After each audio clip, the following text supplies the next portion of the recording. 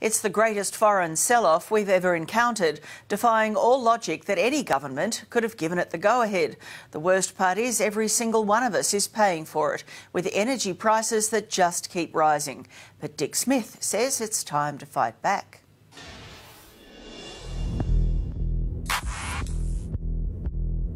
I mean, I cannot believe that we could allow this to happen.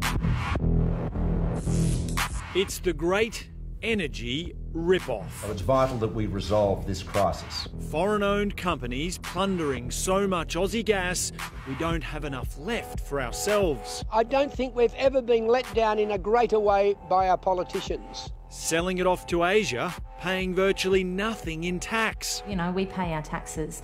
We're citizens of Australia. Shouldn't we be looked after first? An exploitation of the entire nation. It's driving your electricity bill sky high. It almost leaves me speechless because I can't believe they're so dumb. This would be funny if the consequences weren't so tragic. But now the secrets to fighting back. Because there are better deals out there, but they're hard to find. From the Sydney senior who took on the energy companies and won. They're not looking after their customers anymore. They're only looking at profits. This story is going to make you mad, really mad. It's a perfect storm of government blunders where the major winners are big multinationals and customers in Asia, while all of us pay higher power bills. Now, Australia's gas crusader who's made it his mission to try and stop your power bills from getting any higher. Our political leaders wouldn't hear him out when he predicted our national energy crisis 4 years ago. But now there's a way you can join in the fight to save our gas. The monsters that are sucking up all the gas. He's the man who saw it all coming. We need Australian gas for Australians. But nobody would listen. What did they do? Nothing. So it's vital that we resolve this crisis. He should be standing up to them, not begging. These are the huge gas export plants that are bleeding Australia dry. They were built to sell Queensland's coal seam gas to Asia, but are now sucking natural gas all the way from Victoria and South Australia, doubling the price we pay for our own natural resource. I don't think we've ever been let down in a greater way by our politicians. Dick Smith is one of many Aussies angry at how we've been sold out. The rising cost of gas is now driving the price of electricity sky high, with power bills expected to jump by $400 from July. It's an absolute catastrophe. When we first outlined this ridiculous situation, you took to social media to vent your fury. Absolute bloody disgrace. 100% typical. Big multinationals get to screw us and our governments let them. I see people take a stand in other countries, but we just sit around and accept whatever is dished out to us. I'm at Gladstone Harbour in Queensland. Jeremy Buckingham is a Greens MP who could see this whole debacle unfolding.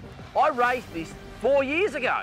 The liquid natural gas export terminals being built at Gladstone will act as giant vacuum cleaners, sucking up all the gas. When I raised this in Parliament, they called me a joke and laughed at me. Well, it's them that's the joke, and sadly, what I said has been born to be true. Now even the Prime Minister believes what Jeremy predicted. Today, I'm taking national leadership to resolve this gas crisis. But that leadership was missing by his predecessors, all the way back to John Howard. No one has ever done anything to stop this happening. Neither party at a state or federal level has done anything to deal with this. Now, we know a federal Liberal government might not want to listen to a state MP from the Greens, but he hasn't been alone. Manufacturers and trade unions have also been sounding the alarm. When do you have business, environmentalists and unions all lining up and agreeing on an issue? They were on this gas crisis, they have been for years, but they've been ignored by the old parties. We're effectively giving our gas away for free to multinational corporations. Mark Zernzak is from the Tax Justice Network, which has uncovered just how little in tax the gas companies pay.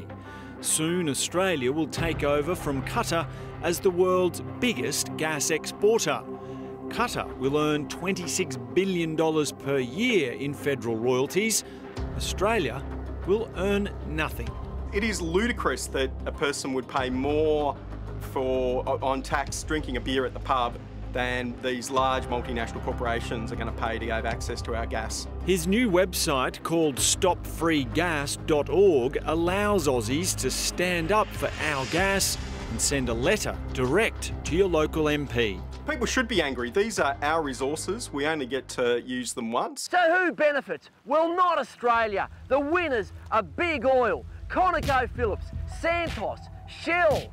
Jeremy Buckingham says we not only need tax reform, but new laws reserving a portion of our gas for Australians to use, just like they do in the United States. Well, US lawmakers have got the power and the guts to stand up to Big Oil. Malcolm Turnbull goes cap in hand to Big Oil and says, "Please, sir, can I have some more, sir?" That's got you fired up. Details on how you can have your voice heard on this issue are on our homepage.